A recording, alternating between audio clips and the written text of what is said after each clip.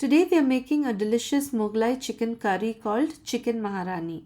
We are going to make the masalas at home.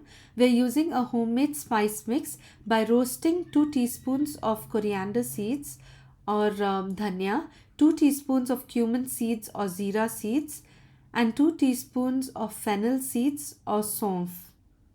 We're going to dry roast and make a delicious aromatic spice mix. Now I'm adding 8 dry red chilies and about 4 cloves, 3 green cardamoms, 1 piece of cinnamon, 2 bay leaves, half a teaspoon of peppercorns and half mace or javitri. So this we are going to roast it. Please make sure you don't burn the masalas. And after it is roasted a bit, I've added 1 teaspoon of poppy seeds or khashkhash. So that gets burnt really fast. So make sure you switch off the stove because the pan would already be hot. Now if your masala gets burnt, then the entire gravy will get spoiled. So make sure you do this step very carefully. Now cool it down and make it into an aromatic spice powder. And for the rich gravy, that is why it is called the Maharani chicken. We are using 3 onions and about 12 cashews. I've used the whole cashew. You can even use the pieces if you have. Now we'll add this to a mixer grinder and we'll grind it to a very fine paste with some water. I've added just a bit of water so that it helps that to get ground to a fine paste. Now in a pan or a vessel in which you intend to cook, just add in 2 teaspoons of ghee, and along with that we'll add in some oil. You can also use only ghee or only oil. Now I'm adding 1 piece of cinnamon and 1 green cardamom, and to this we'll add in the finely ground onion cashew paste. Now this will splutter a lot, so either switch off the flame or reduce the flame and then add in the paste.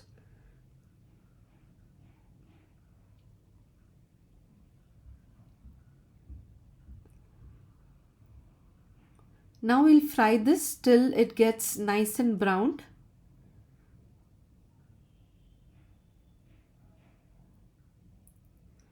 The onion got done nicely. Now I added 2 teaspoons of ginger garlic paste. I've used freshly ground ginger garlic paste, and this adds to the amazing taste of this chicken Maharani. Now we'll add in the spice mix. Since it's ground paste and cashew is there, it tends to stick to the pan. So make sure you use a non-stick pan. And then I added 3 teaspoons of the homemade spice mix that we made. You can add about 1/4 teaspoon of turmeric and salt to taste. If you feel the oil is very less, sometimes in this gravy it because of the ground paste and everything, it looks like the oil is very less. So you can either add in some more oil to prevent it from getting burnt, or you can add in some water. So I prefer adding a bit of water so that the masalas don't burn. And now I'm adding 200 ml of whisked yogurt or dahi. Now when you add this, either switch off the flame or reduce the flame and add it to avoid curdling of the curd. So mix it really well. I mixed it and this is how it looks. So now we'll cook this for a few minutes along with the dahi or the curd. And then we'll add in fresh chicken pieces. I've used 1 whole chicken, which was about 1 kg. And to this we'll also add in about half to 3/4 teaspoon of red chili powder. This is up to you. You can add it along according to your taste. And we'll also be adding green chilies in the end. So please add the chilies accordingly. So once we start cooking this chicken in this masala, and once the oil comes up, you can add in some green chilies. I'm adding 4 slit green chilies, but you can add it according to your taste. This gives a wonderful taste as well as a wonderful aroma to the chicken curry. This Mughlai dish is very popular and it is so simple to make it. So once the chicken was cooked at least about 70%, I added hot water to bring it to the right consistency that I want it in. And also at this point you can taste for salt and chili and add more if required. And if you feel you can add some more of the spice mix that we made, you can add a little bit more at this point. Close the dish and allow it to cook on a low flame for about 10 minutes. So after cooking for about 10 minutes, this is how it looked when all the oil came up and the chicken is really well done and it smells absolutely amazing. You must try this recipe. And at this point I also roasted some kasuri methi and about 2 tablespoons. Just crush it with your hands and add it to the gravy right in the end. So this again adds a lovely taste and aroma to the chicken Maharani.